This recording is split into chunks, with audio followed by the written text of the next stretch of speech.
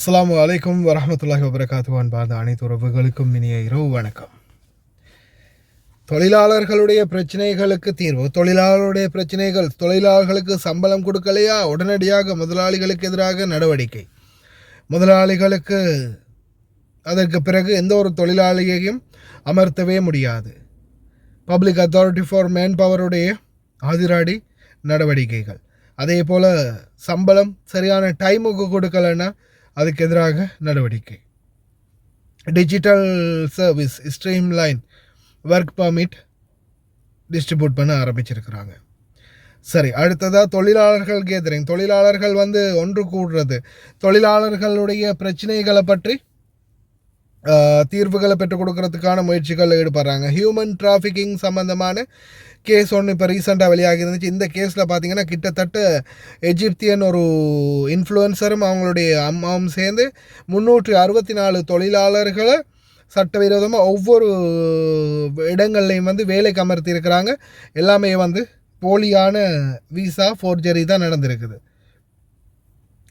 Human trafficking ஒரு பக்கம். சரி, இது எல்லாமே நாம் ஒரு பக்கம் வைப்போம். அதே மாதிரி நான் இந்த வீடியோ போடுறேன்னு பாருங்கள். டெய்லி தொழிலாளர்களை எடுத்து கொண்டு போய் வச்சு அவேர்னஸ் பண்ணி தொழிலாளர்களுடைய கேதரிங், அதாவது சம்பளம் கொடுக்கலன்னு நிறைய தொழிலாளர்கள் ஒன்று சேர்றாங்க இல்லையா, அந்த ஒன்று சேர்றது தவறு, அப்படி சட்டவிரோதம் செய்யக்கூடாது அப்படின்னு தொழிலாளர்களுக்கு அவேர்னஸ் பண்ணுறாங்க.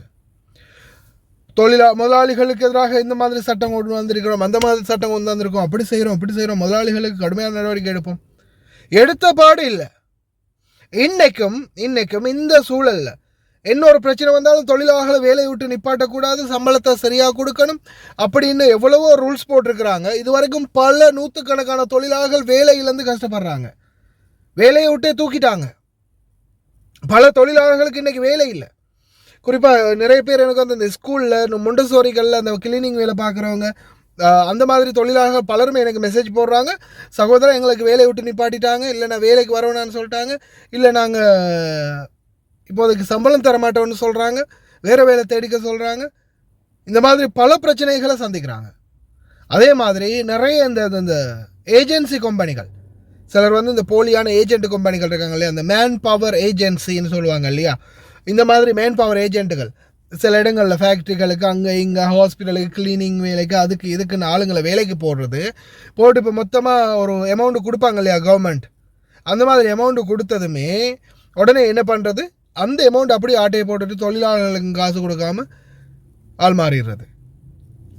நிறைய இதில் ஃபோர்ஜரி நடந்திருக்கு. சில பேருக்கு விசா கொடுத்து கொண்டு வந்திருக்கிறாங்க, ஆனால் உண்மையான விசாவும் இல்லை, ஒரிஜினல் ஒர்க் பர்மிட்டும் இல்லை. இந்த மாதிரி பல ஏமாற்று வேலைகள் நடந்திருக்குது. இதனால் பாதிக்கப்பட போகிறது யாருன்னு பார்த்தா எங்களுடைய அப்பாவி தொழிலாளர்கள்.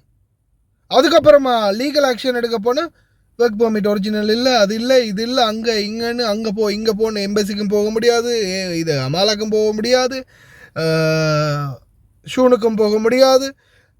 எல்லா பக்கமும் அலைஞ்சி திரிஞ்சு சீரழிஞ்சி சின்னப்பட்டு கடைசி கட்டத்தில் ஃபிங்கர் வச்சு போலீஸில் பிடிபட்டு எங்கே ஒரு இடத்துல அக்காமா இல்லாமல் வேலை செஞ்சு இன்றைக்கும் தொழிலாளர்கள் கஷ்டப்படுறாங்க.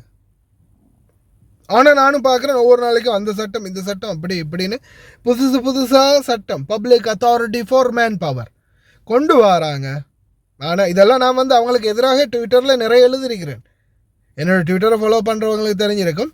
அவங்களுக்கு எகென்ஸ்டாக டைரெக்டாகவே நான் எழுதியிருக்கிறேன் அவங்களுடைய போஸ்ட்டுகளுக்கு கமெண்ட். நீங்கள் கானூன் கொண்டு வாரீங்க, ஆனால் கானூன் இந்த ஜீப் கானூன் பஸ் மாக்கு ஃபாயிதா من اللي يمشي على القانون تحت القانون ماكو واحد كلهم لاغين في مشكل. روح شوف عند الشون، عند الإدارة الشون، روح شوف كم نفرات عامل موجود قدام الشون. روح شوف عند السفارات كم نفرات موجودين. روح عند شوف عند العمالة المنزلي كم نفر موجود.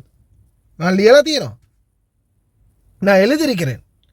ஏன் நான் நிறைய தடவை பார்த்துருக்கிறேன். இவங்க ஒவ்வொரு கானூன் ஒவ்வொரு டீட்டெயில்ஸையும் போடுவாங்க. எந்த ஒரு இதுக்குமே சரியாக அதே பிரச்சனை வருது. இல்லையே அப்படி சம்பளம் கொடுக்காம விட முடியாது, இந்த ரூல்ஸ் இருக்குது. என்ன ரூல்ஸ் பிரதர், ஒரு ரூல்ஸும் இல்லை, இவனுங்க சொல்கிறது தான் நம்ம கேட்டு நடக்கணும் அப்படின்ற மாதிரி தான் வாரவங்க சொல்கிறாங்க. ஷூனுக்கு போங்களேன், ஷூனுக்கு போனால் கணக்கு எடுக்கிறாங்கல்ல, அங்கே போனாலும் இங்கே போனாலும் எங்கே போயும் வேலை இல்லை. சில நேரங்கள் அந்த மாதிரி ஸ்தம்பிதமாகுது தொழிலாளர்களுடைய நிலைமை. ஆனால் தொழிலாளர்கள் எங்கேயாவது ஒரு இடத்துல சம்பளம் கொடுக்கலன்னு ஒன்று கூடினா உடனே கைது பண்ணுறது. தொழிலாளர்கள் அப்படி செஞ்சாங்க உடனே கைது, தொழிலாளர்கள் எப்படி செஞ்சாங்க உடனே கைது. ஆனால் அந்த தொழிலாளர்களுக்கு நடக்கக்கூடிய அநீதிகளை தட்டி கேட்குறதுக்கு தட்டி கேட்குறோம் தான். இந்த தட்டி கேட்டது போனஸை பற்றி பேசினதுக்காகத்தான் இந்த கடைசியில் நாட்டுக்கும் போக முடியாமல் இது வரைக்கும் கட்டின காசோடு சேர்த்து இன்னும் இருக்குது, இன்னொரு 5 வழக்கு இருக்குது. அந்த 5 வழக்கையும் முடிஞ்ச பிறகு பார்ப்போம் மொத்தமாக எவ்வளோ கடைசியில் என்கிட்ட இருந்து உருவி இருக்குது இந்த நாடுன்னு. எல்லோரும் சந்தோஷமாக இன்றைக்கி போனஸ் எடுத்துகிட்டு போகிறாங்க. ஆனால் இன்றைக்கி நான் அதுக்காக அனுபவிக்கிறது எனக்கு தான் தெரியும், அது நரக வேதனையை. ஓகே, ஆனாலும் சந்தோஷம், மனசுக்கு ஒரு நிம்மதி. ஏன்னா சில தொழிலாளர்கள் சொல்லக்கூடிய வார்த்தைகள் அது வந்து மனசுக்கு ஒரு கம்பீரமாக இருக்கும்னு சொல்லலாம். வாரது வரட்டேன்டா, என்ன வந்தாலும் பார்த்துக்கலாம்டா அப்படின்னு சொல்ல தோணும். அந்தளவுக்கு சில சகோதரிகள் போடக்கூடிய மெசேஜ். இப்போ கூட ஒரு சகோதரி இப்போ ரீசெண்டாக ஒரு மெசேஜ் ஒன்று அனுப்பியிருந்தாங்க. இதுதானே ரொம்ப நன்றிண்ணா.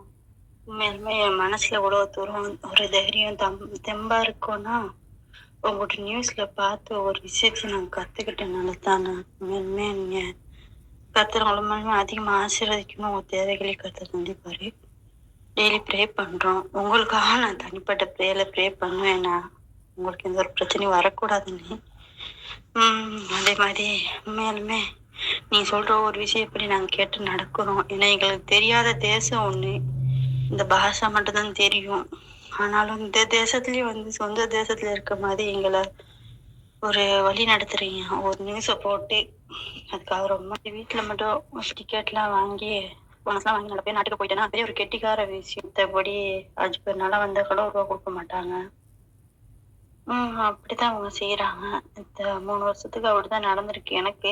இருக்கவே இந்த இடத்துல நீ கை நீட்டலாம் இல்லைண்ணா, அந்த அளவுக்கு கடவுள் நம்மளை விடல. ஒரு நியூஸை பார்த்து எந்த ஒரு விஷயம் வந்தாலும் சொல்லு, எப்படி ஒரு நியூஸ் வந்திருக்கு அப்படின்ட்டு.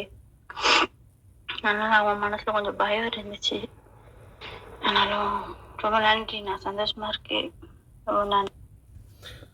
தொழிலாளர்கள் அந்த அதான் அது எவ்வளோ யார் என்ன சொன்னாலும் போகடா மயிறு அப்படின்ட்டு நான் என்னுடைய பயணத்தை நான் தொடர்றதுன்னா பாமர மக்கள் சிலர் இப்போ இதுல எல்லாம் வந்து கமெண்ட் பண்ணி சிலர் வந்து பெரிய பெரிய பந்தா காட்டுவாங்க இல்லையா, லோங்கா பேசுகிற லதா பேசுகிற அப்படி செய்கிற எப்படி செய்கிறேன்னு. அவங்களாம் வந்து கணக்கெடுக்கிறதே இல்லை. ஏன்னா பாமர மக்கள் பலருக்குமே வந்து அவங்களுடைய அடிப்படை தேவைகள் என்ன, உரிமைகள் என்ன அப்படின்றது அவங்க ஆஃப்டர் ஆல் தெரிஞ்சு கொள்ளட்டும். அதுதான் என்னுடைய முயற்சி. அவங்க அட்லீஸ்ட் அவங்க தெரிஞ்சு கொள்ளட்டும், அதுக்கான முயற்சி தான். என்னுடைய முயற்சிக்கான பலன் இந்த இப்படி கிடைச்சாலே போதும். அதுக்கு மேல் அதிகமாக சொல்ல முடியாது. சில வார்த்தைகளை சொல்லி திட்டு வாங்குறது தான் மிச்சம். அதனால் மனசார உங்களுக்காக என்றும்